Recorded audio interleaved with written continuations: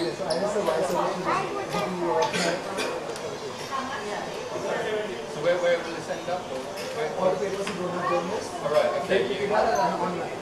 Okay, great. So it has a vast. Yeah. Do you do many documentaries or what's your... Yes, I've done a couple of documentaries. I mean, review documentaries. Yeah. I review audio English ones and Portuguese as well. Great.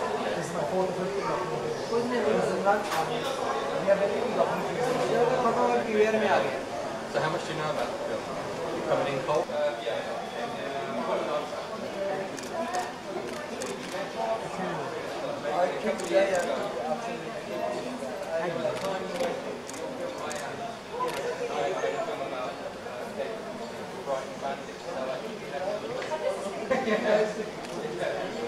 Excuse me, sir.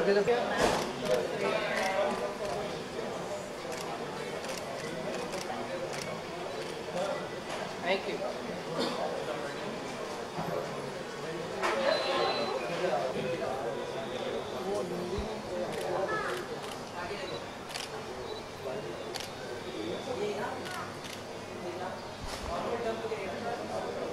Thank you.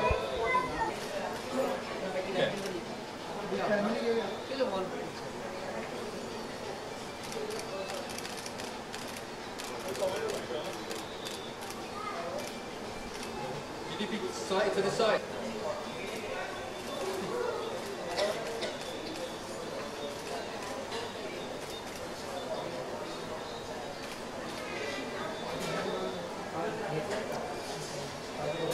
Thank you, sir. Thank you very much.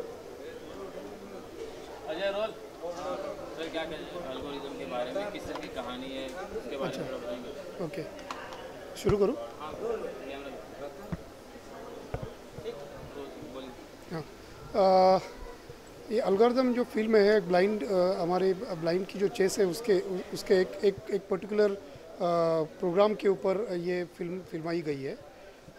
India में हम लोग जो blind का chess को promote कर रहे हैं वहाँ उसका एक इम्पॉर्टेंट प्रोजेक्ट है talent Hunt and talent development.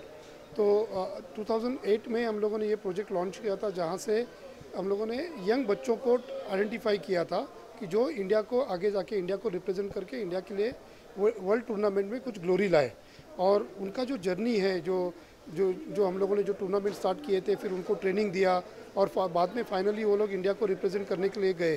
तो वो जो पूरा जर्नी है उस वक्त जो अप्स एंड डाउन्स हुए उनके इमोशनल अटैचमेंट्स जो डिफरेंट काइंड ऑफ इमोशंस हैं उनके पेरेंट के रिएक्शंस की पेरेंट एजुकेशन को सब को प्रायोरिटी दो बोल रहे हैं बच्चों को स्पोर्ट्स को प्रायोरिटी देना है तो वो जो डायलेमा है उससे जो बच्चे जाते हैं तो ये सारी चीज़ें है ना इसमें कवर की गई है। इंडिया ने जो एक वर्ल्ड में एक मेडल मिला की कोशिश की थी जो एक एम्बिशन रखा था और उस जर्नी में फाइनली उस टूर्नामेंट को मेडल मिला नहीं और उसके बाद भी यानी वो जो completely depression kind of situation था उसके बाद वापस पूरा रिज्यूमिनेट होके वही प्रोग्राम 2011 के बाद 2012 में शुरू किया। तो it shows that positive attitude की लाइफ में अप्स एंड डाउन्स आते हैं और हम लोग ब्लाइंड चेस प्लेयर्स या जो ब्लाइंड कम्युनिटी है वो उस पॉजिटिव एटीट्यूड को लेके कंटिन्यू डिटर्मिनेशन के साथ गोल अचीव करने के लिए वापस कोशिश करती है।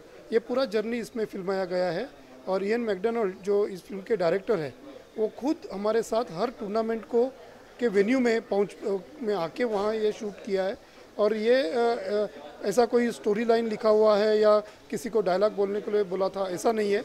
It is a natural shooting जो एक्चुअल जो हो रहा था टूर्नामेंट के बाहर लोगों ये सारी जो नेचुरली जो चीज़ें हो रही थी उसको शूट करके उसको एडिट किया ये फिल्म बनाई है। काफ़ी अच्छी हुई हम लोगों ने जब देखी तो हमें भी वो पूरे जो 3 साल का पूरा जर्नी हमको याद आ गया। It's an wonderful experience to be part of this film. Sir आज भी देश में कई सारे ऐसे एनजीओ जो इस तरह मुद्दे पे काम कर रहे हैं तो आपने क्या किसी एनजीओ का मदद ली है फिल्म के लिए? नहीं actually all India chess federation for the blind ये जो संस्था है जो ब्लाइंड का चेस इंडिया में प्रमोट करती है और इंडिया की टूर्नामेंट प्लेयर्स को वो इंटरनेशनली भेजती है। और यही जो ऑर्गेनाइजेशन है इन्होंने इस फिल्म की स्टोरी डायरेक्टर को शेयर की। यानी बेसिकली डायरेक्टर को ब्लाइंड चेस क्या है, ब्लाइंड चेस के चैलेंजेस क्या है, उसके डिफरेंट एस्पेक्ट क्या है, इससे उनको ये सारी इन्फॉर्मेशन डायरेक्टर को दी। और फिल्म ये जो टूर्नामेंट सारे जो ऑर्गेनाइज हुए हैं या जो इवेंट्स के लिए इंडिया पार्टिसिपेट किया, ये सारा all India chess federation for the blind ने ऑर्गेनाइज किया था या पार्टिसिपेट किया था। तो ये जो ऑर्गेनाइजेशन है, ये जो एनजीओ है, इसका एक बहुत बड़ा रोल है इस फिल्म में। और एक्चुअली इट्स एन पार्टनरशिप आप कह सकते हैं, जिन्होंने इस मिस्टर इयन विंडल को अनकंडीशनल एक्सेस दिया पूरी इन्फॉर्मेशन का और इवन शूटिंग का भी, और बच्चों को भी, प्लेयर्स को भी बता दिया कि ये इम्पोर्टेंट क्यों है इंडिया के लिए ये फिल्म। इससे अवेयरनेस क्रिएट होता है और हम लोगों ने सब मिलके इस प्रोजेक्ट को सपोर्ट करना चाहिए। Thank you sir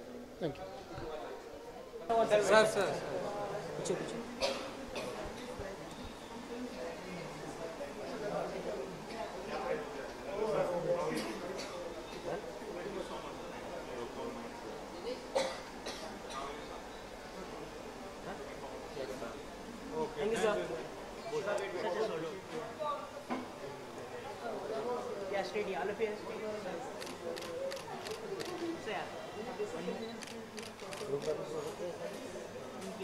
Sir, yeah. Let us. Thank you.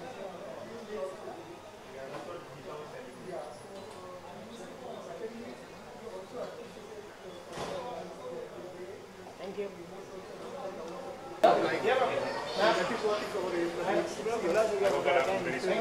Maybe we'll have a sequel.